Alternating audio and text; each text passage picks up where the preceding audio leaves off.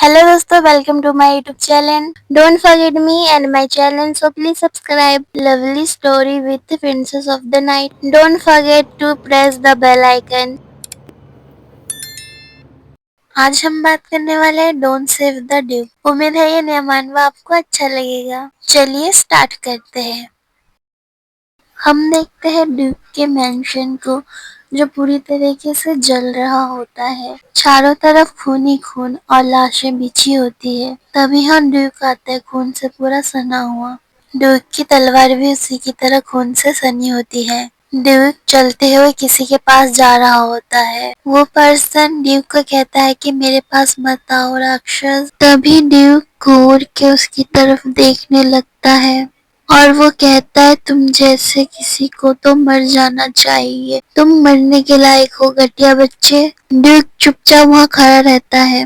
हमें फिर ड्यूक के बारे में बताया जाता है कि वो एक छोटा सा खलनायक है। ये कोरिया की एक साधारण नॉवल के बारे में है, जिसका प्रोटैगनिस्ट के रूप में पुनर्जन्म हुआ होता है, जिसका नाम क्रिस्टीन होता है। छोटी खलनायक के रूप में जन्म हुआ होता है। खलनायक के रूप में जन्म लेने के बाद वो जीवित रहने के लिए संघर्ष करती है और अंत में मूल कहानी की नायिका और नायक और मूल नॉवल में उलझ जाते हैं। ये नॉवल की मुख्य कहानी थी। इसमें बस एक दोस्त था कि ये सभी उम्र के लोगों के लिए था। हमें बताया जाता है कि इंसान एक कॉन्टिनेंट में रहा करते थे और विश्व ट्री उनकी रक्षा करती थी। ऐसे लोग जिनमें असामान्य शक्तियाँ होती है, जो राक्षसों के विरुद्ध लड़ा करते हैं, उन लोगों की पारलौकिक शक्तियों को नियंत्रण करते हैं ताकि वह अपनी ही शक्ति से भस्म ना हो जाए। हमारी मेन लीड हमसे कहती है कि जिस नॉवल में मैंने जन्म लिया वो दुनिया शांति भरी थी। अगर वो आदमी ना होता, एक अद्भुत व्यक्ति जिसने 12 साल की उम्र में अपने पूरे परिवार को मार के ड्यूक की उपाधि पाई, इस पूरी दुनिया का सबसे महान आदमी। हमें बताया जाता है बर्नहार्ड के बारे में, ओरिजिनल नॉवल का खलनायक। हम उसे ड्यूक कह के ही बुलाएंगे। हम देखते हैं ड्यूक उस आदमी को बड़े गुस्से से घूर रहा होता है। ड्यूक कहता है कि बेटी सचमुच मुझसे गुस्सा होगी। बेटी मेन लीड का नाम है। ड्यूक कहता है तो तुमने उसे भागने में मदद की, और कहता है कुछ परेशानियां थी पर इतनी दूर जाने की कोई जरूरत नहीं था। और ड्यूक उससे कहता है तुम क्या सोचते हो, तुम क्या सोचते हो, क्या मैं क्या बहुत बुरा था। सामने वाला नाइट कहता है आप क्या कह रहे हैं। तभी ड्यूक कहता है तुम्हें मेरे हालात को समझना चाहिए था। तभी सामने वाला आदमी बहुत डर जाता है और ड्यूक उसका कॉलर पकड़ के वहाँ, तभी ड्यूक उसे घसीट के ले जाने लगता है। ड्यूक कहता है कि क्या आपको अच्छा लगेगा आपके सामने कोई बुरी बातें किया जाए।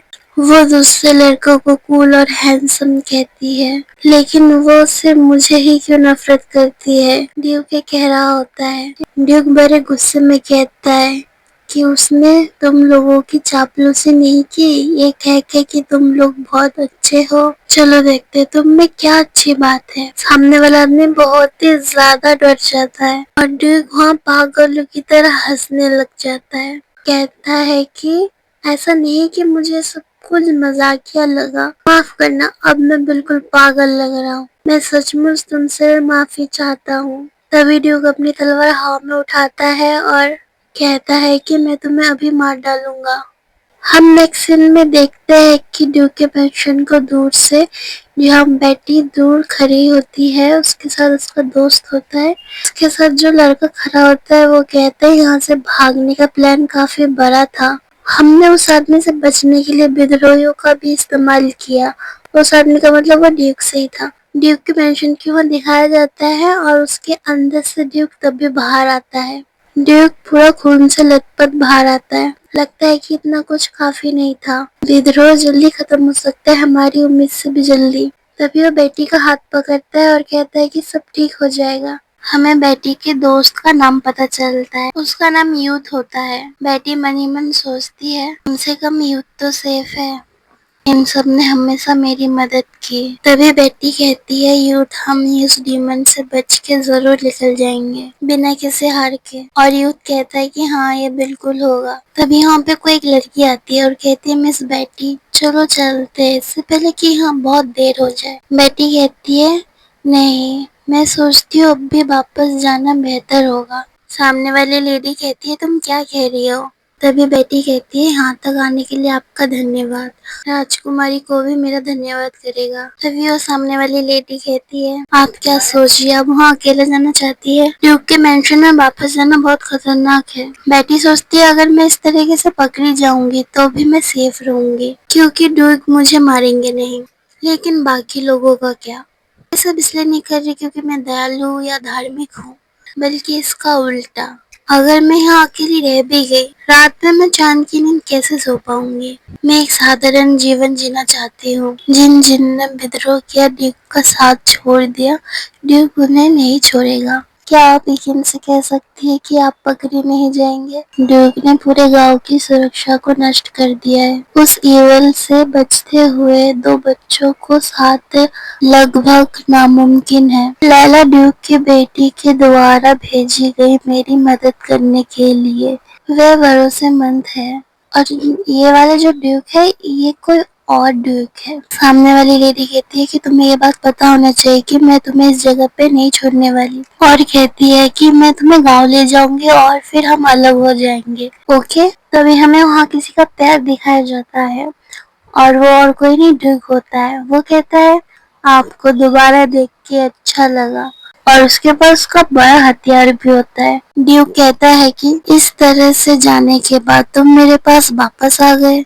तभी दोनों के बीच युद्ध आ जाता है और कहता है कि करीब मत जाओ मुझे डर लग रहा है। ड्यूक कहता है तुम्हें डर लग रहा है। ड्यूक कहता है सही मुझे पहले ही कर लेना चाहिए था। तभी युद्ध ड्यूक पे हमला कर देता है। ड्यूक वहाँ से हट के हमले से बच जाता है। युद्ध कहता है उसने कहा है कि पास मत आओ। ड्यूक उसे घूर के देखने लग जाता है और फटाक से ड्यूक युद्ध की गर्दन पकड़ लेता है। युद्ध को सांस आना बंद हो जाता है और युद्ध वहाँ पे धड़ाम से गिर जाता है और बेटी युद्ध का नाम पुकारने लगती है। तभी बेटी के पास ड्यूक आके बैठता है और ड्यूक कहता है भविष्य में चाहे जो भी हो प्लीज मेरे पास ऐसे ही वापस आ जाना। ठीक है ना बेटी। ड्यूक उसकी तरफ हाथ बढ़ाते हुए कह रहा होता है कि मैं कुछ समय से सोच रहा था। तभी बेटी कहती है किस बारे में सोच रहे थे। ड्यूक कहता है हमारी लड़ाई के बारे में। अब मैं सोचता हूँ तो ये सब इतना भी बड़ी बात नहीं थी। इट्स ओके मैंने भी तुमसे कुछ कठोर शब्द कहे थे क्योंकि तब मैं गुस्से में था। कभी कभी जो मेरे मन में आता है मैं उसे बोल देता हूँ। मैं जानता हूँ मेरे शब्द खराब हैं और मैं इस पे काम भी कर रहा हूँ। तो चलो चलते हैं। आई एम सॉरी मुझे माफ कर दो।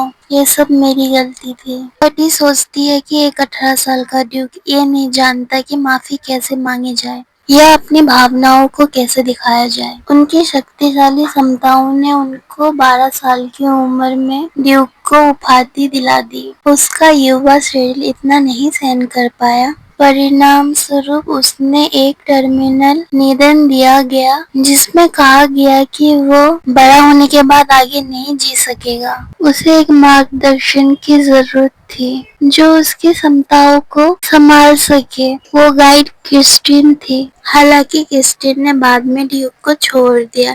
ये जाहिर सी बात थी।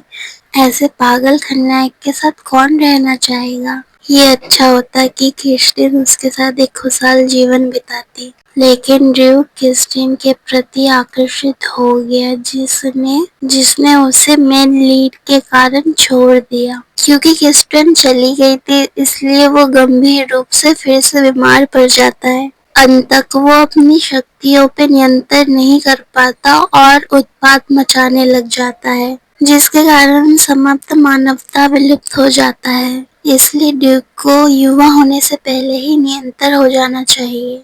व्यस्त होने से पहले वो अभी इतना शक्तिशाली नहीं हुआ है कि स्वर्गीय महाद्वीप को गिरा सके। क्या ये बेहतर नहीं है कि कि मानवता को पूरी तरह से नष्ट होने दे, की अपेक्षा कुछ छोटे बलिदानों के साथ उसके विलुप्त होने को रोका जाए। दुर्भाग्यवश मैं इसलिए कष्ट झेल रही हूँ क्योंकि मैं ड्यूक का एकमात्र समर्पित मार्गदर्शन बन गई। किसी दिन मैं ड्यूक को छोड़ दूंगी और अपना जीवन जीऊंगी, ठीक एक एक्स्ट्रा कैरेक्टर की तरह जो मेरे पास है। फिर हम नेक्स्ट सीन में देखते हैं ड्यूक के मैंशन की तरफ।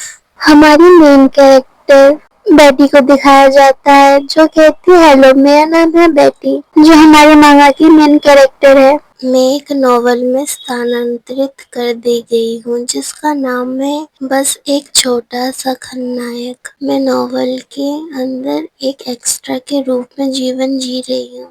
बेटी कहती है कि अनाथालय में मुझे बेटी नाम दिया गया था। अनाथ आश्रम के मालिक को कोई कहता है कि आपने पहले किसी का नाम नेटी रखा है। फिर अनाथ आश्रम का मालिक कहता है तो फिर ठीक है, मैं बेटी नाम रख देता हूँ। तो इस तरह हमारी फीमेल लीड का नाम बेटी पड़ा। बेटी सोचती है कि मेरा नाम सोचने का नाटक ही तो कर सकते थे। एक आम आदमी का जीवन पूरा ऐसा ही होता है। हमें ड्यूक के मैंशन की ओर दिखाया जाता है जहाँ बेटी सोचती है ड्यूक वन हार्ट लिली इस नॉवल का डार्क रियलिटी। शायद ड्यूक को घरेलू मामले में जरा से भी दिलचस्पी नहीं है। ये बिल्कुल सही है, पुरुषों के लिए कोई काम नहीं। वहाँ पे एक मेड काम छोड़ के जा रही थी इसलिए क्योंकि उसे काम के पैसे नहीं मिले, और दूसरी मेड कह रही है कि ड्यूक ने अभी तक अनुमति नहीं दी, और वो मेड कहती है मत जाओ। नेक्स्ट सीन में दिखाया जाता है बेटी को। उन्होंने मेरे जैसे 10 साल के बच्चे को नौकरी पे रखा है, इससे सब कुछ पता चलता है। लेकिन इस ड्यूक की संपत्ति के उलट मेरे पास अपने भविष्य के लिए थोड़ा योजना है। अगर मैं यहाँ 1 साल तक टिकूं, मुझे ड्यूक के घर में एक नौकरानी के रूप में काम करने का एक्सपीरियंस होगा जो कि रिज्यूमे पर अच्छा होगा। मैं यहाँ किचन में काम करती हूँ और आगे जाके शेफ भी बन सकती हूँ, और नैनी बनना भी बुरा नहीं है। थोड़ी और पढ़ाई करके मैं ट्यूटर भी बन सकती हूँ, इसलिए मेरे हाथों की त्वचा थोड़ी खुरदरी हो गई है, पर ये सब मायने नहीं रखता। बेटी कुएं से पानी लेने जाती है और कहती है कि मेरे पास आने वाले वक्त में एक अच्छा फ्यूचर है जो बहुत जल्दी मेरे पास आएगा। बेटी दोबारा कहती है मेरे सामने एक उज्जवल भविष्य है। तभी कुएं से किसी का हाथ बाहर निकलता है। बेटी देख के शॉक्ड हो जाती है। ये और कोई नहीं ड्यूक होता है। बेटी शॉक्ड और डर के मारे ड्यूक के सिर पे बाल्टी से हमला कर देती है। ड्यूक पानी में जाके गिर जाता है। तभी बेटी सोचती है वेट, वो कुएं से बाहर क्यों आया? वो ड्यूक है। बेटी की कहानी, जिसने 10 साल की उम्र में जिसने अपना जीवन समाप्त कर लिया अंत में, और बेटी सोचती है कि नहीं, ये अभी खत्म नहीं हुआ है। आखिरकार ये महान ड्यूक जीनियस है। वो साम्राज्य को सहारा देने वाला एक स्तंभ है, इतना मजबूत है कि बहुत कम उम्र में अपने पूरे कबीले का नरसंहार किया, एक ड्यूक बन गया। क्या आपको लगता है कि एक बाल्टी से उसकी मौत हो जाएगी? बिल्कुल नहीं, वो किसी न किसी तरह वापस ऊपर चढ़ जाएगा। इसलिए मुझे उसे पूरी तरह खत्म करना होगा। इस तरह वो मुझे कभी ढूंढ नहीं पाएगा। अगर वो मुझे पकड़ लेगा तो मुझे पीट पीट के मार डालेगा। क्या इस तरह नॉवल में कोई परेशानी में है तो उसकी मदद करना आम बात नहीं है? बेटी नॉवल की बात सोचने लग जाती है। फीमेल लीड की तरह मुझे भी दयालु होना चाहिए। ये होती है नॉवल की फीमेल लीड। ड्यूक क्रिस्टीन से कहते हैं मेरी प्यारी क्रिस्टीन, वादा करोगी कि तुम मुझे कभी नहीं छोड़ोगी? तुमने कहा था कि मैं जैसा हूँ तुम्हें मैं वैसे ही पसंद हूँ। बेटी सोचती कि शायद उसे अभी मरना सही है, यहाँ से जल्दी से भागो। बेटी भागते हुए सोचती है कि जो मुझे चाहिए वो लाके मैं यहाँ से भाग जाऊंगी। मुझे अपना नाम बदलना है ताकि कोई मुझे ढूंढ ना सके। मुझे ये जगह तुरंत छोड़ना होगा और कभी वापस नहीं आना, और कभी भी वापस मत आना। और तभी वहाँ कोई आता है जो और कोई नहीं ड्यूक होता है।